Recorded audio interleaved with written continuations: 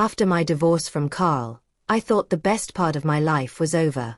22 years of marriage had dissolved into legal documents, court appearances, and a hollow house that once echoed with laughter. Our daughter, Riley, had just started college in Oregon, and suddenly I found myself utterly alone. The silence in the house was no longer peaceful. It was painful.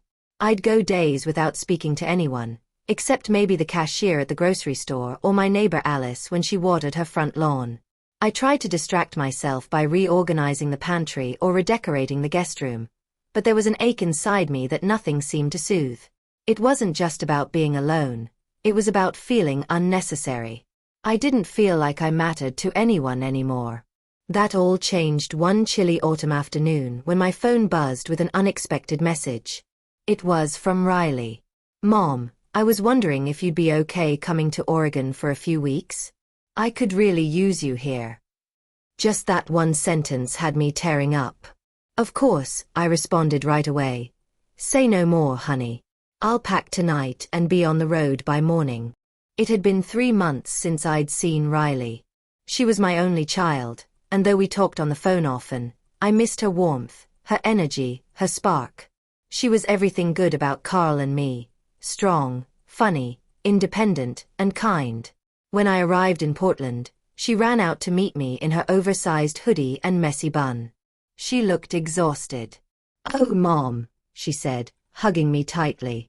"Thank God you're here." I squeezed her and said softly, "You don't even have to explain. I've got you." Her apartment was small but cozy. The sink was full of dishes, and there were clothes scattered across the living room. Her cat, Ginger, stared at me like I was a stranger invading her domain. "I've been drowning in assignments, and my part-time job is killing me," Riley said as she handed me tea. "And I've just been missing you.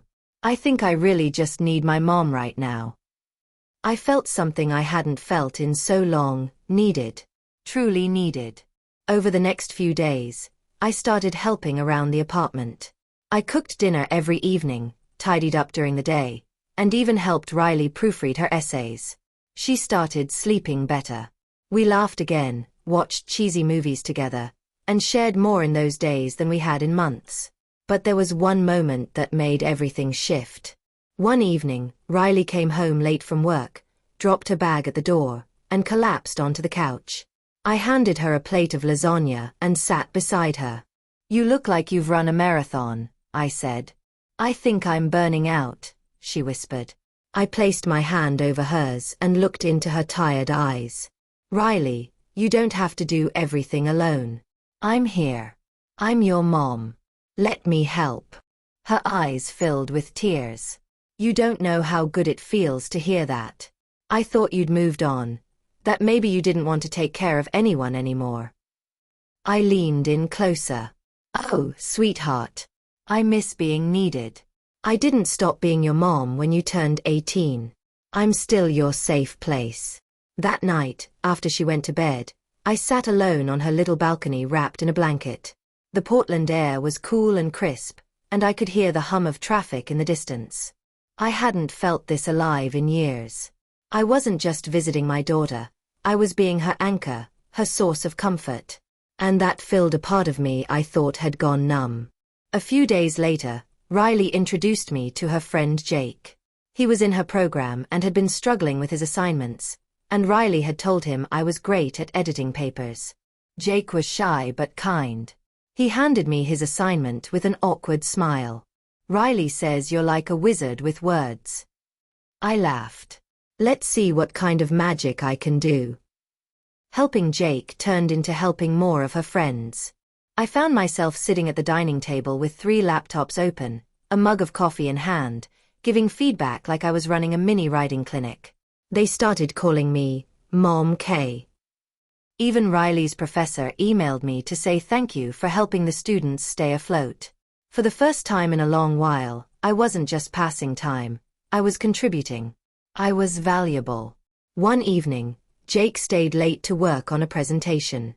Riley had gone to bed early, and it was just the 2 of us in the kitchen. We talked about his hometown, his dreams of becoming a journalist, and how his parents never really supported his writing. I think what you're doing is amazing, I told him. You're chasing your dream. That takes courage. Jake looked at me, eyes soft. You remind me of the mom I wish I had. His words took me off guard, and for a moment, I didn't know what to say.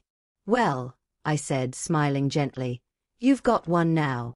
That night, I realized something important. Being needed wasn't just about family. It was about community, connection, and being present. I had something to offer. I wasn't washed up or irrelevant. After 3 weeks in Portland, I had helped Riley finish all her papers, built a little study group with her classmates, and even hosted a small dinner for them all. I cooked, laughed, and listened to stories from students trying to find their way. The night before I was supposed to leave, Riley hugged me so tightly I thought she might never let go. You've changed everything, Mom, she said.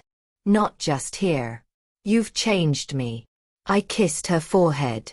You've brought me back to life, Riley. When I returned home, the house didn't feel so empty. I started volunteering at the local community college, helping students with writing and organization. I opened myself to a new chapter, one where I was no longer just someone's ex-wife or a mother of a grown daughter. I was a woman who could inspire, support, and lift others. And it felt amazing. It's funny how sometimes the moments we dread the most, like endings, become the very start of our revival. My loneliness didn't define me. My usefulness didn't expire. I had worth beyond the roles I used to play. Now every day I wake up with purpose.